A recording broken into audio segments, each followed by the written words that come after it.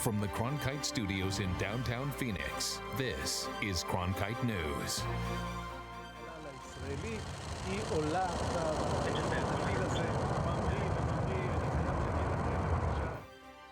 A NASA ASU collaboration launched over the weekend. The details on their Urban Heat Island mission straight from D.C. Plus, farm to school. Find out how Arizona schools are working to close the nutrition gap through gardening. And hemp harvesting, how new regulations for hemp cultivation on tribal lands are affecting one Navajo man's business. Cronkite News starts now. Hello, welcome to Cronkite News. I'm Annika Abbott. And I'm Matthew Roy. Thank you so much for joining us tonight. There's higher education, and then there's really higher education as outer space. A satellite made by ASU students got a lift to the International Space Station this weekend, and Cronkite News reporter Brian Peach was on hand for the launch.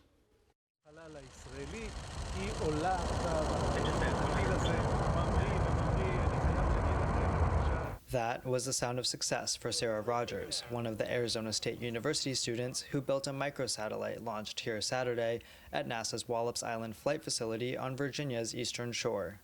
It means so much, and it's just beyond words how incredibly awesome that is to see everyone's hard work finally pay off. The satellite, which took around 3 years to design and build, is about the size of a loaf of bread. It shared space on NASA's Cygnus rocket with 14 other CubeSats, along with supplies, a space oven, and live mice. The ASU CubeSat, named Phoenix, will orbit the Earth to measure temperatures in large cities to determine how building materials and urban design cause temperatures to rise.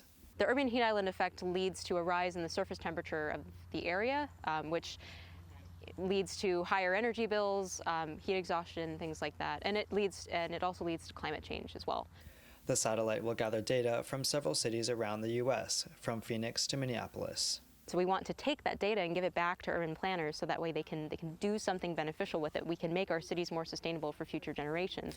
The rocket docked today with the International Space Station. Astronauts will launch the Phoenix CubeSat into orbit in January, where it will remain for about 2 years before falling back to Earth. At the NASA flight facility on Wallops Island, Virginia, Brian Peach, Cronkite News. The ASU CubeSat went up as part of what NASA calls its rideshare program.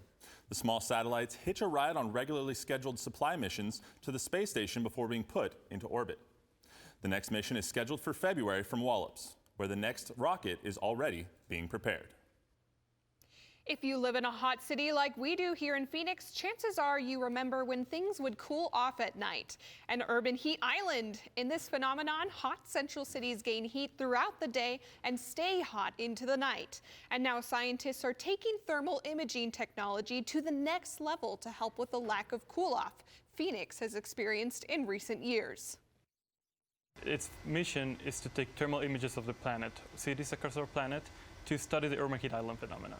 Here is a thermal camera. This is made by FLIR. It's a thermal imaging camera that will be taking pictures of cities. The images cube-sized satellites gather from around Phoenix help scientists calculate the intensity of urban heat islands. Health and nutrition experts say obesity and weight-related health issues are on the rise among Latinos, with 17% of them having type 2 diabetes. But one organization is using a unique way to improve health in underserved communities. Farm to School aims to improve health through education about nutrition and agriculture. Around a quarter of Arizona school districts participate in the program. I spoke to students in the garden club at Keller Elementary School in Mesa. On a school night in Mesa, Arizona, the Abazian family is preparing dinner. You always want to go away from your body. First grader Delaney is learning how to peel carrots, a vegetable she learned how to grow in her school garden club. So it's a really, really fun activity for me, and I just love gardening so much. About 30 kids participate in the after-school club once a week at Keller Elementary. The school is nearly 70% Latino, and 80% of the students receive free and reduced lunch. We planted some sweet peas. Tell tell me, have you tried sweet peas? No. No? Do you think you will when they grow? Joe Wise and Lynette Casper started the school garden in 2007. It's part of the National Farm to School program. More than 50 Arizona school districts either have a garden or purchase locally grown foods, helping fill the nutrition gap. But we also wanted to make sure that they're healthy during the day, have plenty of energy during the day to get through the day with their coursework. We just feel like the energy that they gather from good nutrition is very, very big. One of the first steps we learn in Garden Club is how to prepare the soil to better grow our plants. And what's one of the first steps we need? Fertilizer. So we're going to throw our fertilizer in, and then we're going to spread the soil around. And that way our plants will get the nutrients that they need to grow. Many nutrition-related health problems hit the Latino community harder. Statistics show that Hispanics are about twice as likely as whites to be diagnosed with diabetes. We're starting to see diabetes in younger individuals among Latino communities at higher or disproportionate rates compared to in other communities. Those health problems are made worse by living in food deserts or places lacking access to nutritious food, and food swamps or places with only unhealthy food options. Neighborhoods that have a greater concentration of Latinos tend to fall in those categories, particularly food swamps more than food deserts, but really both. Casper says one solution to nutrition-related health problems is simple: involve the children. If I can get the word out that the kids are eating better, they're taking home things to share with parents, and they're cooking those things at home, the family then's eating better together as well. Along with gardening, students learn about nutrition and health in the club, involving parents as much as possible. We send home all sorts of vegetables, sometimes vegetables they're not familiar with, like kale. So they'll come up and ask me for more recipes or how to cook something, how they can grow it at home. If I have extra seeds I can give them. To start a movement, you just have to plant a seed. Here at the Keller Garden Club, we grow enough sweet peas in 1 year to give one flower to every single student. That'll be about 600 students. Delaney's mother, Deborah, says the garden club inspired them to start a garden planter at home. Oh, she's come home telling me all sorts of vegetables and fruits that not only can we grow, but we need to purchase if we don't grow them ourselves. Delaney hopes that sweet peas are next on the list. The Arizona Department of Education says 25% of Arizona schools are engaged in farm to school, and another 25% are starting their programs. Now that daylight savings time has ended for most Americans, research on its negative potential health effects is sparking a debate on how beneficial the century-old tradition really is. Sleep researchers at Northwestern Medicine in Chicago say the time change can pose a problem for adults. 1 in 3 who already get less than the recommended 7 hours of sleep, and losing that hour of sleep can also heighten the risk for heart issues in vulnerable Americans and can lead to more car accidents on roadways. Studies have linked the start of daylight savings time in the spring to a spike in car accidents. NBC Nightly News anchor Lester Holt received the Walter Cronkite Award for Excellence in Journalism this afternoon. Holt stopped by the Cronkite School to offer advice to students before accepting the award. He's the 36th recipient and spoke about the importance of journalism today. This is an amazing and important moment for American journalism. Yeah, we're getting knocked around a little bit, called enemies of the people, but this is important to remember. No one is preventing us from doing our jobs, and so that's what we need to do, is do our jobs. Holt received the honor for his work in the field of journalism, including anchoring the NBC Nightly News and moderating presidential debates. Coming up next on Cronkite News at 5, harvesting hemp on the Navajo Nation.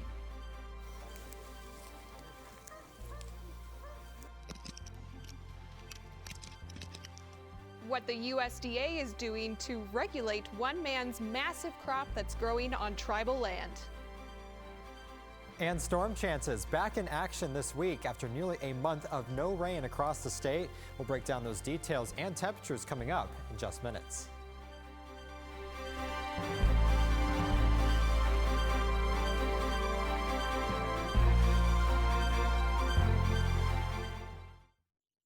Cronkite Noticias is the Spanish-speaking division of Cronkite News, covering topics such as economics, education, sustainability, immigration, and border relations. Cronkite Noticias strives to serve the Spanish-speaking community in Arizona. Under the guidance of prominent Spanish-speaking professionals, students at the Walter Cronkite School of Journalism develop content for our broadcast partner, Univision, as well as on Facebook and Twitter. Explore Cronkite Noticias at cronkitenoticias.azpbs.org. With wildfires, a scarcity of water, and other environmental issues facing the Earth today, it's critical to stay up to date with local impacts of a changing climate. That's why we created Elemental, covering sustainability, a multimedia collaboration between public television and radio stations. From climate change to water conservation to renewable energy and much more, Elemental covers the latest in sustainability news. Find our stories on our website, elementalreports.com. As journalists at Cronkite News, we report on stories that matter to you by focusing on the local impact. We dig deeper and work tirelessly to keep you informed. Live in Wickerburg. Live in Los Angeles. In Cleveland. In Washington. In Louisville. From Jerusalem. Live in Philadelphia. From around the world to right here in Phoenix. At Cronkite News, we report the facts and stick to the truth.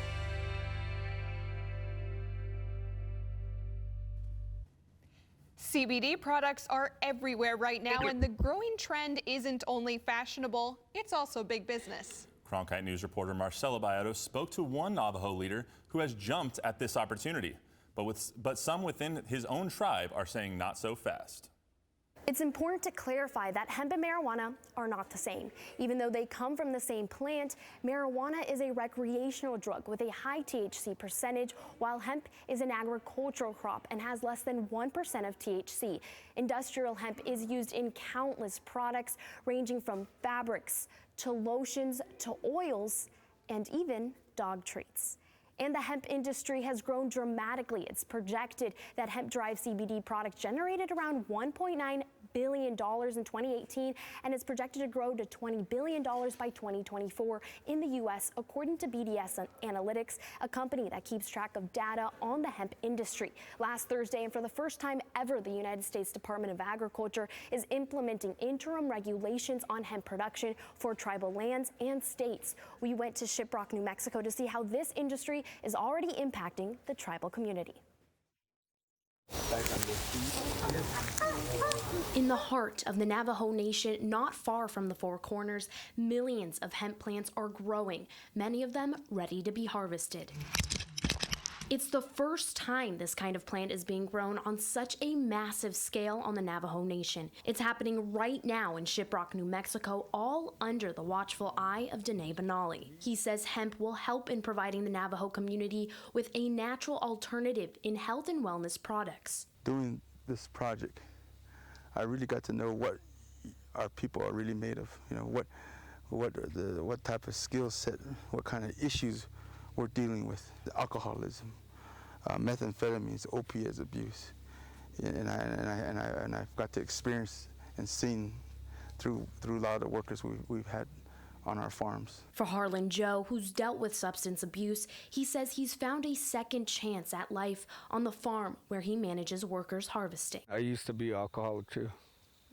Used to be on the streets, drink around Shiprock, and when Dene told me to take over, changed my life, you know. This hemp will eventually become the main ingredient in Navajo Gold, the CBD company Benally started in early October. Hemp plants like these are turned into lotions, oils, and even edible gummy bears. It doesn't have to be smokable. Navajo Gold employee Anthony Lee calls himself a plant health advocate and says the Navajo Nation is an ideal place for the production of this crop. Making hemp accessible for this community has a lot of benefits. We have land and we have water. For instance, we only use about 20% of the farmlands located along the San Juan River. According to Benally, there's about 300 plus acres here. That's about 6,000 to 8,000 plants that he hopes to turn into products for his wellness center. And those 6,000 to 8,000 plants are just per 1 acre of land, meaning that Benally and his farmers are growing anywhere from 1.8 million to 2.4 million plants on tribal land.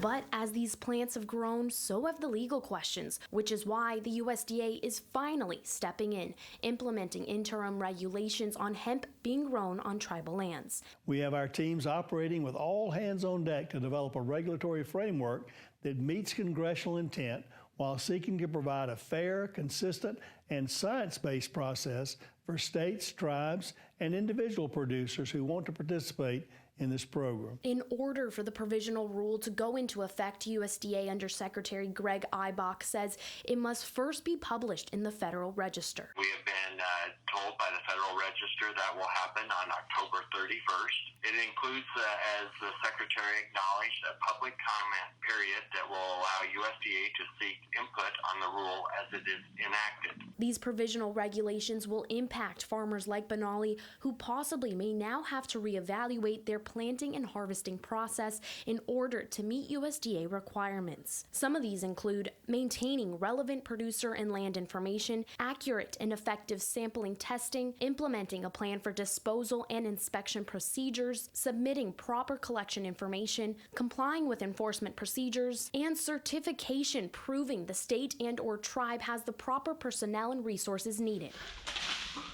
Up until now, Benally and Navajo leadership have not seen eye to eye on all aspects of hemp harvesting on the nation. Navajo President Jonathan Nez says any company intending to produce hemp on tribal land not only will now have to follow the new USDA regulations, it also needs approval by the Navajo Nation. In recent years, under the Farm Bill, the federal government delegated that to Indian tribes throughout the country.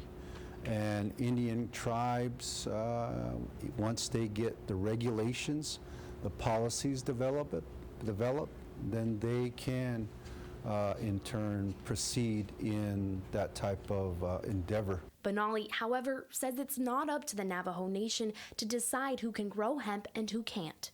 We have a treaty of 1868, and that treaty identified and indicated. And when they provided properties to the Navajo person, it was to the Navajo Indian, the Native American Indian. It was not to the Navajo Nation. There was no Navajo Nation.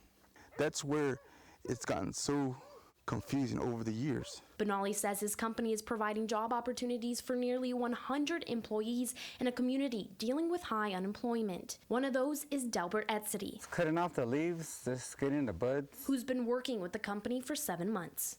We proved them wrong. We're actually standing here and doing this right here just because we believed in something that couldn't be done. As a leader of the Navajo, for the farmers, I'm not going to be in a position where we're going to start arguing with each other. We have to work together. That's all I realized, to get this going and take it to the next level.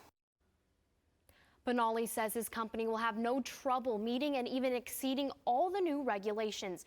USDA officials say they will use this upcoming 2020 planting season as a way to test drive the new interim rules. They're aiming to have permanent regulations in place within the next 2 years. In the studio, Marcel Bayeto, Cronkite News.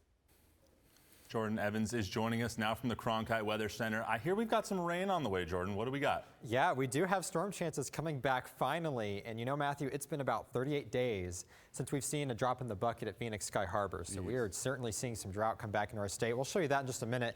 But I want to compare the rest of the year to you right now and take a look at this. So far, we have only picked up about 3 3/4 of an inch since January 1st, and that is nearly almost 3 inches below normal for what we should be receiving. So when you put that on top of what we've been having for the rest of the year, we start to see drought begin to make its way back into our state. Notice all these orange shadings. That is severe drought, a level 3 out of 5, and mainly for portions of the high country and some portions of the Southeast Valley too. This map was completely gone, or actually this map was actually completely drought free, I should say, before the monsoon started because we had an extremely wet winter. So in order to put a dent in some of this drought, we're going to have to get some good soaking rains here in the valley. But what we're dealing with coming in this week is not just going to be enough. We got a weak storm coming in from the west, and by the time we get into Wednesday, we see those rain showers begin to fill in mainly for eastern portions of the state and southeastern Arizona too. Here in the valley, I think our rain chances are going to be about 1/10 to 1/4 of an inch possible. But I think we're just going to see that storm system move out of here quick enough, and we won't see high pressure begin to move back in until we get well into the weekend, which means temperatures are going to be going up too, and we'll look at that here in just a minute. But right now, temperatures are in the 80s. We're just a little bit above the normal right now, and dew points are low and the winds are calm, so get ready for a really pleasant evening tonight across the valley. If you're heading out for dinner, 70s by the 7 o'clock hour, so I don't think you're going to need a jacket at all tonight. And as we take a look across the state for tomorrow, only a couple of freezes to track for you with 30 in Flagstaff, 25 at the Grand Canyon, and 50s for tomorrow morning in Payson, 53 in Sedona, and 64 degrees here in the Valley of the Sun. High temperatures across the lower deserts will warm up into those mid to upper 80s with 70s for places like Kingman's, Prescott, and Sedona, and those coolest spots will be in Flagstaff and the Grand Canyon, topping out in those mid to upper 60s too. So here's what the next 7 days look like. Rain chances again for the valley, only about a 20% on Wednesday, mainly during the morning hours. But remember, eastern Arizona will be favored most for those rain chances. But 80s, they're going to be staying with us for the rest of the week. Notice our average is only 81 for this time of year, and we're going to stay well above that for the next 7 days. And taking a look at the rest of November, we can't give you exact details exactly what temperatures will look like going in through the rest of the month, but long-range models are suggesting that the western portions of the country are going to remain warmer than normal. In the Cronkite News Weather Center, I'm Jordan Evans. Thank you, Jordan. Up next, a high school football player is forced to medically retire. We take you to senior night, where the team honored their fallen captain and show you how his future college is giving him more than just hope for his new role off the field. I'm Judy Woodruff, anchor and managing editor of the PBS NewsHour. The journalists of tomorrow face a fast-changing media landscape, but quality news remains vitally important to our communities, our country, and our world. At ASU's Walter Cronkite School of Journalism and Mass Communication, students learn solid, reliable reporting, holding the powerful accountable, and rebuilding the public's trust. The Cronkite School and Arizona PBS, preparing the next generation for a stronger future of journalism. Welcome to another edition of Cronkite Sports Now. I'm Taylor Rocha. Let's talk sports. For the latest on local sports and beyond, we've got you covered. Let's do this thing. We challenge reporters to go beyond, a game story. We want stories with depth. It's just a crucial step from the college experience into the professional experience while you're still in school. At Cronkite Sports Now, watch the journalists of tomorrow cover sports today.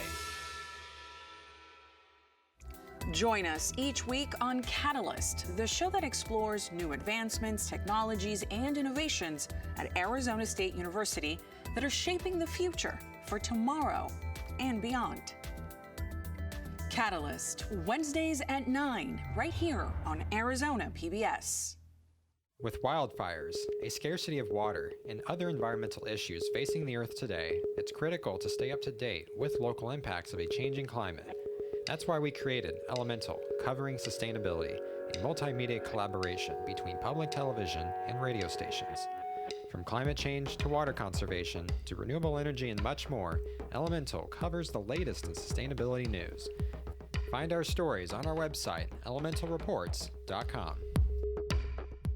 On the next Arizona Horizon, a look at the future of Colorado River water in Arizona and a new method to strengthen concrete promises to cut construction costs and time. That's on the next Arizona Horizon. I'm Amna Navaz. Tonight on the NewsHour, Judy Woodruff sits down with former Vice President Joe Biden to talk about the challenges he faces running for president. It's coming up after Cronkite News and Arizona Horizon on Arizona PBS. A senior quarterback here in the Valley made national headlines when he announced he was forced to medically retire from the game he loves. Reeling from this news, the Pinnacle Pioneer fans and their players rallied behind their sideline signal caller. Cronkite News reporter Corey Kirk was there at the game on Friday night and has the entire story. Under the Friday night lights, the Pinnacle Pioneer football team and their fans were there to acknowledge all of their seniors, including their quarterback who couldn't suit up with his brothers. J.D. Johnson, escorted by his mom, Susan, dad, Dave. J.D. Johnson this past Thursday announced via Twitter that due to a birth defect that caused a coarctation of the aorta in his heart, was deemed inoperable and was unable to clear him to play a contact sport, forcing him to medically retire from football. This came as a shock to the entire Pioneer program, as he had his sights set to be a Michigan Wolverine in the fall. He means so much to this team, and just the kids ache for him, and he's one of their brothers. With decals of number 10 on the back of their helmets, Johnson's teammates have shown nothing but love for their fallen captain since he broke the news to them.